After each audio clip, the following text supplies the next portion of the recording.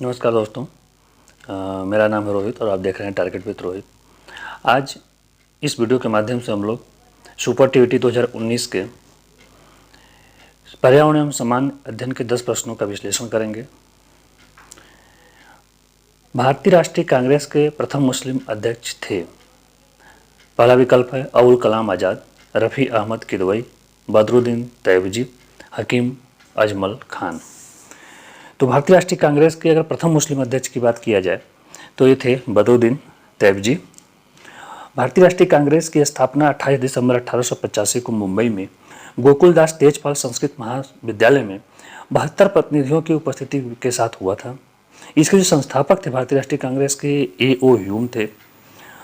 इसके जो प्रथम अध्यक्ष थे भारतीय राष्ट्रीय कांग्रेस का वो बियोमचंद बनर्जी, W.C. बनर्जी भारतीय राष्ट्रीय कांग्रेस के प्रथम अध्यक्ष थे। यहाँ पर प्रथम मुस्लिम अध्यक्ष पूछा गया है तो बदरुद्दीन तैयबजी होगा।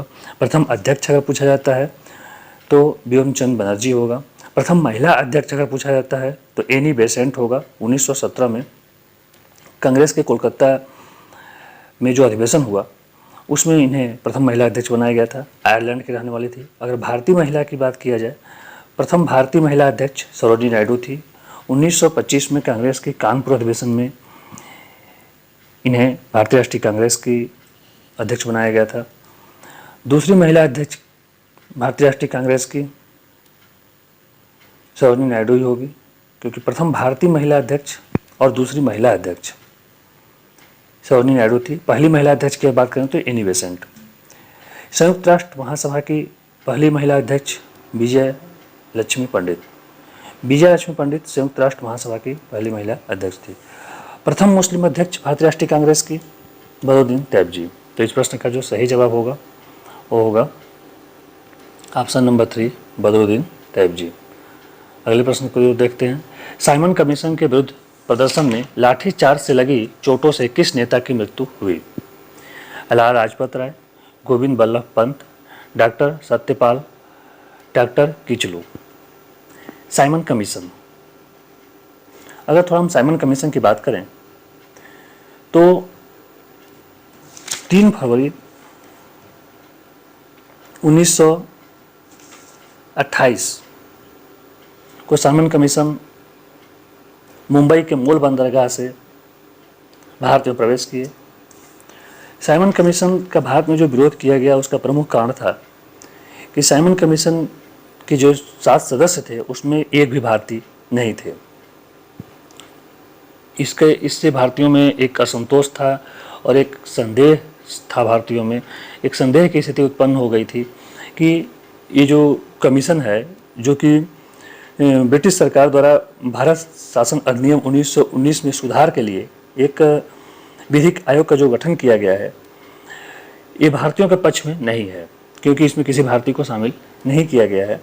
इसी वजह से इसका विरोध जो है शुरू हुआ। 1927 में 8 नवंबर 1927 को सर जॉन साइमन की अध्यक्षता में साइमन कमीशन का गठन किया गया और साइमन कमीशन भारत में जो प्रवेश किया वो 3 फरवरी 1928 को प्रवेश किया। यूसुफ मेहर अली ने साइमन गो बैक का नारा लगाया। जैसे ही साइमन कमीशन मुंबई के मूल बंदरगाह पर रात में उतरे तभी यूसुफ मेहर अली ने साइमन गो बैक का नारा लगाया। क्वेश्चन पूछा सकता है साइमन गो बैक का नारा किसने लगाया? यूसुफ मेहर अली। साइमन कमीशन भारत कब आए? 3 फरवरी 1928 को। साइमन कमीशन में कितने सदस्य थे? साइमन कमीशन में 7 सदस्य थे। साइमन कमीशन का भारतीयों ने विरोध क्यों किया? क्योंकि साइमन कमीशन में किसी भी भारतीय का सदस्य का नहीं रखा गया था। साइमन कमीशन में 1927 में किसकी अध्यक्षता में मद्रास अधिवेशन में साइमन कमीशन का बहिष्कार करने के लिए सभी पार्टियां, किसान मजदूर पार्टी, हिंदू महासभा और मुस्लिम लीग भी साथ दिया साइमन कमीशन को विरोध करने के लिए। तो ये 1927 में M.A. अंसारी की अध्यक्षता में एक अधिवेशन किया गया कांग्रेस का। मद्रास में अधिवेशन हुआ था, इसलिए इस मद्रास अधिवेशन के नाम से जाना जाता है। M.A. अंसारी की अध्यक्षता में सभी पार्टियां, किसान मजदूर पार्टी, हिंदू महासभा पार्टी और मुस्लिम लीग, ये तीनों पार्टियों ने कांग्रेस के साथ मिलकर के साइमन कमीशन का विरोध किया। साइमन कमीशन को अन्य किस नाम से जाना जाता है? साइमन कमीशन एक भारतीय संवैधानिक आयोग था जो कि 1919 के जो भारत शासन अधिनियम है उसमें सुधार के लिए इस कमीशन का गठन किया गया था। लाला लाजपत राय का संबंध अगर साइमन कमीशन से देखा जाए तो लाला लाजपत राय लाहौर में इस आंदोलन का नेतृत्व किए और 17 नवंबर 1928 को जब लाला लाजपत राय शांतिपूर्ण विरोध कर रहे थे साइमन कमीशन का, उसी दौरान लाठीचार्ज हुआ और लाला लाजपत राय की मृत्यु जो है 17 नवंबर 1928 को हो गई। तो यहाँ पर जो क्वेश्चन दिया गया है, साइमन कमीशन के विरुद्ध प्रदर्शन में लाठीचार्ज से लगी चोटों से किस नेता की मृत्यु हो गई थी? तो इसका जो सही जवाब होगा वो होगा लाला लाजपत राय। अगले प्रश्न की ओर चलते हैं। लोकसभा द्वारा पारित धन विधेयक को राज्यसभा विचार विमर्श के लिए अधिकतम कितने दिनों तक रख सकती है? इसका सही जवाब होगा 14 दिन तक। धन विधेयक की अगर हम बात करें तो अनुच्छेद 110 के अंतर्गत धन विधेयक को रखा गया है। धन विधेयक केवल लोकसभा में प्रस्तुत किया जाता है और लोकसभा में प्रस्तुत धन विधेयक है या नहीं, इस पर अंतिम निर्णय लेने का अधिकार लोकसभा अध्यक्ष अर्थात स्पीकर को होता है। 14 दिन के अंदर राज्यसभा को स्वीकृति देना पड़ता है धन विधेयक के मामले में। अगर 14 दिन के अंदर राज्यसभा धन विधेयक के मामले में स्वीकृति नहीं देती है तो धन विधेयक को राज्यसभा से पारित मान लिया जाता है, फिर राष्ट्रपति के पास भेज दिया जाता है। अगर हम राज्यसभा की शक्ति की बात करें तो राज्यसभा की शक्तियाँ धन विधेयक के संबंध में सिर्फ इतना होता है कि धन विधेयक के संबंध में राज्यसभा सिफारिशें कर सकती है, बाकी सारा अधिकार लोकसभा के पास होता है। लोकसभा से एक बार धन विधेयक पास हो गया तो राज्यसभा 14 दिन तक विचार के लिए रहेगा, उसको उसे पास मान लिया जाएगा। उसके बाद इसे राष्ट्रपति की स्वीकृति के लिए भेज दिया जाता है और राष्ट्रपति को इसे स्वीकृत करना पड़ता है। तो इस तरह से इसका जो सही जवाब होगा वो 14 दिन होगा। अगले प्रश्न की तरफ देखते हैं। प्रायद्वीपीय भारत का सबसे दक्षिणी बिंदु कन्याकुमारी स्थित है। तो अगर हम देखेंगे इस तरह से तो यहाँ पर 0 डिग्री अक्षांश हो गया और 0 डिग्री देशांतर हो गया। भारत की जो लोकेशन है वो कुछ इस तरह से है और यहाँ पर कन्याकुमारी है। तो भूमध्य रेखा के उत्तर में ये भूमध्य रेखा है, 0 डिग्री अक्षांश का जो है ये रेखा भूमध्य रेखा है। भूमध्य रेखा के उत्तर दिशा में ये उत्तर है और ये दक्षिण है। भूमध्य रेखा के उत्तर दिशा में प्रायद्वीपीय भारत का सबसे दक्षिणी बिंदु, इस भाग को प्रायद्वीपीय भारत कहते हैं, इसका सबसे दक्षिणी बिंदु कन्याकुमारी जो है वो उत्तर दिशा में होगा। नेक्स्ट क्वेश्चन, निम्नलिखित समुद्री धाराओं में से कौन सी अटलांटिक महासागर की धारा नहीं है? तो समुद्री जलधारा बहुत ही महत्वपूर्ण है सुपर टीईटी के दृष्टिकोण से और इस पर हम एक अलग से वीडियो बनाएंगे समुद्री महासागरीय धारा के बारे में। अगर हम बात करें कि महासागर में समुद्री धाराएं क्यों बहती है तो इसका जो प्रमुख कारण है वो 2-3 कारण हो सकते हैं। पहला, इसमें लवणता, समुद्र में जो लवणता होती है वो अलग अलग स्थानों पर अलग अलग होती है। जहाँ पर लवणता अधिक होती है वहाँ पर घनत्व ज़्यादा हो जाएगा और जहाँ पर लवणता कम होगी वहाँ पर घनत्व कम होगा। और जब घनत्व में अंतर उत्पन्न होगा तो जो समुद्री जल है वो कम घनत्व से अधिक घनत्व की ओर बढ़ना शुरू कर देती है। तो पहला कारण है लवणता में अंतर होना। दूसरा कारण है सूर्य तप में अंतर होना। सूर्य की जो प्रकाश है वो अलग अलग समुद्री महासागरों में अलग अलग स्थानों पर अलग अलग तापमान होता है। अगर हम भूमध्य रेखा या विषुवत रेखा की बात करें तो वहाँ पर सूर्य तप ज़्यादा होता है और जैसे जैसे हम ध्रुवों की ओर जाते हैं सूर्य तप कम होता जाता है। तो इस तरह से 2 प्रकार की जलधाराओं का निर्माण होता है समुद्र में, एक ठंडी जलधारा और एक गर्म जलधारा। और संवहन धाराएं बहना शुरू हो जाती है। भूमध्य रेखा से जो जलधाराएं ध्रुवों की ओर जाती है वो गर्म जलधारा होती है और ध्रुवों से जो जलधाराएं भूमध्य रेखा की ओर आती है वो ठंडी जलधारा होती है। और कोरियोलिस बल के प्रभाव के कारण ये जलधाराएं उत्तरी गोलार्ध में अपने दाहिनी ओर और दक्षिणी गोलार्ध में अपने बाईं ओर मुड़ जाती है। तो समुद्री जलधारा की बात करें तो ठंडी जलधारा में हम्बोल्ट की जलधारा, लेब्राडोर की जलधारा, ग्रीनलैंड की जलधारा, वेनेजुएला की जलधारा, क्यूराइल की जलधारा, कैलिफोर्निया की जलधारा, फाकलैंड की जलधारा, अकोष्टक की जलधारा और कनारी की जलधारा। इसका एक ट्रिक है, हम बोले ग्रीन बगुला क्यों केला फेंक रहा है। हम्बोल्ट, ले से लेब्राडोर, ग्रीन से ग्रीनलैंड, बगुला से वेनेजुएला, क्यू से क्यूराइल, केला से कैलिफोर्निया, फाकलैंड, FAK फेंकना, FAK, F से फाकलैंड, A से अकोष्टक और K से किनारे। इस तरह से ठंडे जलधारा को याद करने का एक ट्रिक है और इसका अलग से वीडियो हम बनाएंगे। अटलांटिक की कुछ मुख्य धाराओं की बात करें तो विश्वत धारा, गल्फ स्ट्रीम जो कि गर्म जलधारा है, कैनारी धारा, लेब्राडोर की धारा, नॉर्वे की धारा, ग्रीनलैंड, ब्राजील, वेनेजुएला, फाकलैंड और फ्लोरिडा, ये सब अटलांटिक महासागर की धारा हैं। और अगुलहास की धारा यहाँ पर हिंद महासागर की धारा है। तो क्वेश्चन में लेब्राडोर की धारा, फ्लोरिडा की जलधारा और किनारे की जलधारा, ये तीनों जलधाराएं अटलांटिक की धारा है, जबकि अगुलहास की धारा हिंद महासागर की धारा है। तो यहाँ पर क्वेश्चन पूछा गया कि निम्नलिखित में से कौन अटलांटिक की धारा नहीं है, तो इसका जो सही जवाब होगा वो अगुलहास की धारा होगा, क्योंकि अगुलहास की धारा हिंद महासागर की जलधारा है।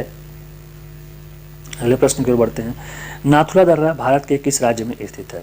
इसका सही जवाब होगा, दर्रा से एक क्वेश्चन पूछ लिया जाता है सुपर में, नाथुला दर्रा भारत के सिक्किम में स्थित है। अगर इसको याद करने का तरीका देखें तो नाथुला नथिया जो लोग पहनते हैं, और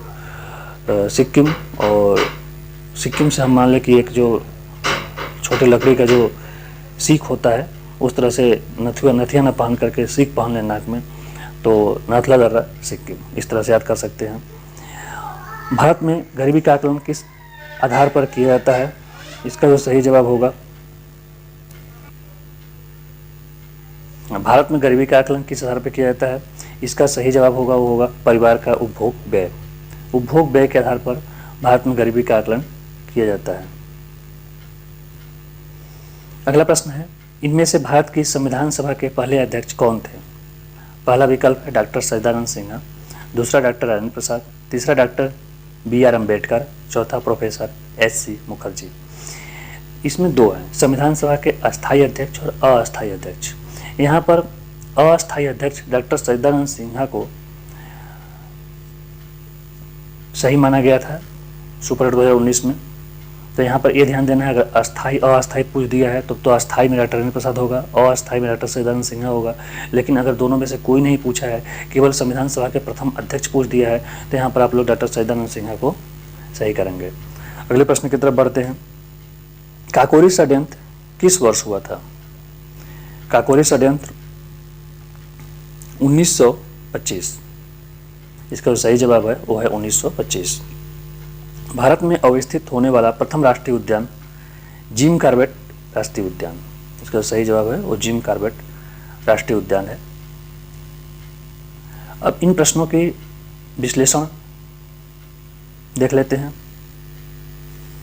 जैसा कि मैंने पहले बताया भारतीय राष्ट्रीय कांग्रेस के बारे में, भारतीय राष्ट्रीय कांग्रेस की स्थापना 28 दिसंबर 1885 को गोकुल तेजपाल संस्कृत महाविद्यालय में 72 प्रतिनिधियों के उपस्थिति में हुआ था। इसके जो संस्थापक थे वो A.O. ह्यूम थे।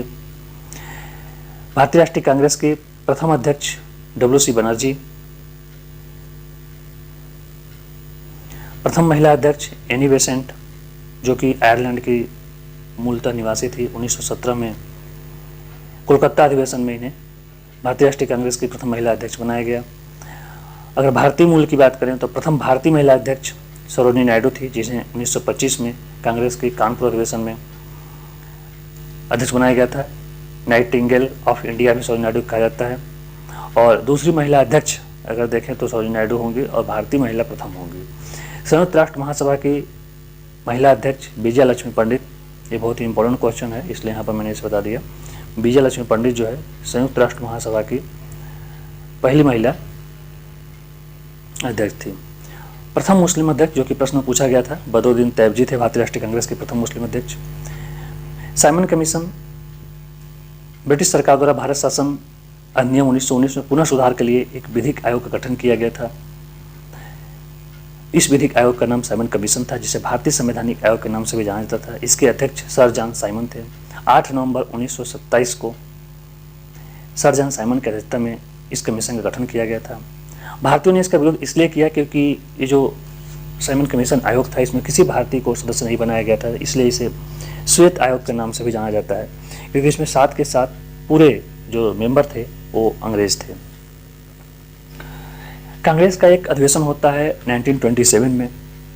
इस अधिवेशन में सभी पार्टियां, चाहे किसान मजदूर पार्टी हो, हिंदी महासभा हो या मुस्लिम लीग हो, सभी पार्टियां कांग्रेस का सहयोग करती हैं और इसमें निर्णय लिया जाता है मद्रास अधिवेशन 1927 एम ए अंसारी की अध्यक्षता में होती है। इसमें साइमन कमीशन के विरोध करने का निर्णय लिया जाता है और इनका बहिष्कार किया जाता है। 7 सदस्य थे साइमन कमीशन में। 3 फरवरी 1928 को साइमन कमीशन मुंबई के मूल बंदरगाह से भारत में प्रवेश करती है और जैसे ही साइमन कमीशन भारत में प्रवेश करती है, यूसुफ मेहर अली साइमन गो बैक का नारा लगाते हैं। तो क्वेश्चन यहाँ से पूछा सकता है कि साइमन गो बैक का नारा किसने लगाया था? सर्वप्रथम यूसुफ मेहर अली ने।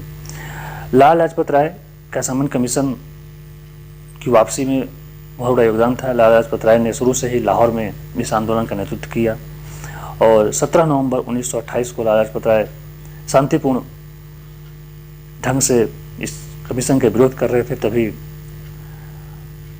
अंग्रेजों के द्वारा सैंडर्स जो था उनके द्वारा इन पर लाठीचार्ज किया गया और इनकी मौत हो जाती है। लाला लाजपत राय को पंजाब केसरी के नाम से भी जाना जाता है। अब हम बात करेंगे नेक्स्ट प्रश्न में, जो धन विधेयक था अनुच्छेद 110 के अंतर्गत। जैसा कि मैंने बता दिया था कि इसे लोकसभा में प्रस्तुत किया जा सकता है।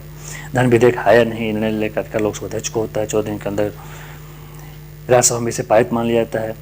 राज्यसभा को केवल सिफारिशों का अधिकार होता है, उसको राष्ट्रपति पर भेज देता है, वहाँ से इसे स्वीकृत मान लिया जाता है। और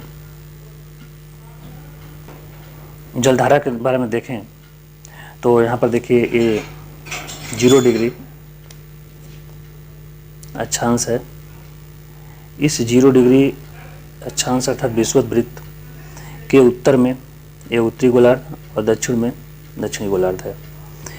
विषुवत के आसपास की जो भाग हैं उष्णकटिबंधीय क्षेत्र जिसे कहते हैं, यहाँ की जो जल है वो सूर्य की किरणें सीधी पड़ने के कारण गर्म हो जाती हैं। यहाँ की जल जो है वो गर्म हो जाती है और इसके उत्तर और दक्षिण में, उत्तरी ध्रुव और दक्षिणी ध्रुव पर जो जल होती है वो ठंडी होती है। भूमध्य रेखा से ध्रुवों की ओर जो जलधाराएं चलेंगी, जैसे गल्फ स्ट्रीम हो गया, वो गर्म होगा। गल्फ स्ट्रीम के प्रभाव के कारण आसपास के जो ठंडे क्षेत्र हैं वहाँ पर बर्फ नहीं जमा रहता है। जैसे लंदन हो गया, नॉर्वे हो गया, यहाँ पर कुछ ठंडी जो है गल्फ स्ट्रीम के प्रभाव के कारण कम हो जाती है। और जो जलधाराएं ध्रुवों से भूमध्य रेखा की ओर बहती है वो जलधाराएं ठंडी होती है। जैसे लेब्राडोर की जलधारा, लेब्राडोर की जलधारा अटलांटिक महासागर की एक ठंडी जलधारा है। गल्फ स्ट्रीम गर्म जलधारा है। इसके अलावा अलास्का धारा देखिए, ये गर्म जलधारा है, विषुवत रेखा से ध्रुवों की ओर जा रही है। कैलिफोर्निया धारा विषुवत रेखा की ओर आ रही है। तो जो भी जलधारा विषुवत रेखा की ओर आएगी वो ठंडी होगी, जो विषुवत रेखा से दूर जाएगी वो गर्म जलधारा होगी। आगे देखते हैं उत्तरी गोलार्ध की अगर हम बात करें तो हो गया। दक्षिण गोलार्ध में देखें तो हम्बोल्ट की जलधारा या पेरू की जलधारा हो गया। पेरू की जलधारा जो है भूमध्य रेखा की ओर जा रही है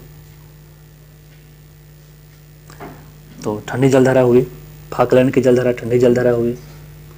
ब्राजीलियन धारा गर्म जलधारा हो गई। इस तरह से एक बनता है वेनेजुएला की धारा, ऐसे चली जाती है भूमध्य रेखा की ओर ठंडी जलधारा। और ये जो वायु अपवाह होता है इस कारण भी जलधाराएं का निर्माण होता है। तो यहाँ से हम देख लिए महासागरीय धाराओं के बारे में और इसके बाद एक अलग से वीडियो में हम इसको डिटेल में पढ़ेंगे। काकोरी क्रांति की अगर हम बात करें, जो कि प्रश्न पूछा गया था, ये कब हुआ था काकोरी हत्याकांड? तो काकोरी हत्याकांड 9 अगस्त 1925 को हुआ था। डेट भी पूछ सकता है कि कब हुआ था। 9 अगस्त 1925 को काकोरी हत्याकांड हुआ था। शाहजहांपुर से लखनऊ ट्रेन जा रही थी, उसे एक विशेष साजिश के तहत ब्रिटिश सरकार के खजाने में सेंध लगाने के उद्देश्य से भारतीय क्रांतिकारियों के द्वारा लूटा गया था। इसमें 4600 रुपये ट्रेन से लूटे गए थे। उस ट्रेन से जो शाहजहांपुर से लखनऊ की ओर जा रही थी। इसमें जो महत्वपूर्ण योगदान अगर हम देखें तो ये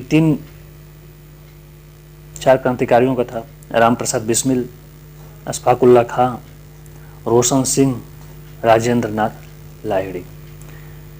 इन्हें फांसी की सजा दी गई थी। राम प्रसाद बिस्मिल, अशफाक उल्लाह खां, रोशन सिंह, राजेंद्र नाथ लाहिड़ी। सचिंद्र सान्याल और सचिंद्र बख्शी इन्हें काला पानी की सजा दी गई थी। इसके अलावा और अन्य भी क्रांतिकारी इसमें थे जिसे 4 से लेकर 14 साल तक का उम्र कैद दिया गया था। तो काकोरी कांड की बात करें तो 9 अगस्त 1925 को काकोरी कांड हुआ था और शाहजहांपुर से लखनऊ ट्रेन जा रही थी। उसमें ब्रिटिश खजाने को सेध लगाने के उद्देश्य से भारत के प्रमुख क्रांतिकारी राम प्रसाद बिस्मिल, अशफाक उल्लाह खां, रोशन सिंह, राजेंद्र नाथ लाहिड़ी द्वारा ट्रेन में से लगभग 4600 रुपये की लूट की गई। इसके अलावा अन्य चीज़ों की भी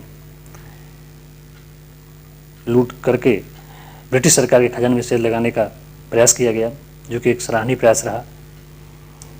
ब्रिटिश के जड़ को भारत से हिलाना था, ब्रिटिश को कमज़ोर करना था और भारतीय क्रांतिकारियों ने जब जब अवसर पाया ब्रिटिश को कमज़ोर करने की कोशिश किया, ताकि ब्रिटिश को भी ये लगे कि भारतीयों में एक क्रांति की लहर दौड़ गई है। और उनके लिए भी जो स्वराज की मांग कर रहे थे, जैसे 7 कमीशन जब आया तो एक भ्रमित करने के लिए भारतीयों को एक कमीशन दे दिया जाता था कि इस कमीशन से उसका अवलोकन किया जाएगा भारतीयों की स्थिति को, उनकी शिक्षा को, उनकी चिकित्सा को, उनके रोजगार को, और एक कानून बनाकर के उसे सुधारने का प्रयास किया जाता था। लेकिन भारतीयों को इस भ्रम की स्थिति पैदा हुई और उन्हें लगा कि उसे भारतीयों को शामिल नहीं किया जा रहा है और ये भारतीयों के विरोध में हो सकता है, और उन्होंने इसका विरोध किया। अगला प्रश्न था जिम कॉर्बेट राष्ट्रीय उद्यान के बारे में, जो कि भारत का प्रथम राष्ट्रीय उद्यान था, सबसे पुराना राष्ट्रीय उद्यान जिम कॉर्बेट राष्ट्रीय उद्यान है। 1936 में 1936 में जिम कॉर्बेट राष्ट्रीय उद्यान को बंगाल बाघ की रक्षा के लिए हैली नेशनल पार्क के रूप में स्थापित किया गया था। और कहाँ पर स्थापित किया जिम कॉर्बेट राष्ट्रीय उद्यान? उत्तराखंड के नैनीताल जिले में, उत्तराखंड राज्य के नैनीताल जिले में जिम कॉर्बेट राष्ट्रीय उद्यान की स्थापना हुई। सबसे पहला राष्ट्रीय उद्यान भारत का जिम कॉर्बेट राष्ट्रीय उद्यान उत्तराखंड के नैनीताल जिले में है। कब स्थापना हुई? 1936 में। इसकी सुरक्षा के लिए हुआ, बंगाल बाघ जो कि लुप्तप्राय था उसके लिए हुआ। रामनगर के पास स्थित है जिम कॉर्बेट राष्ट्रीय उद्यान।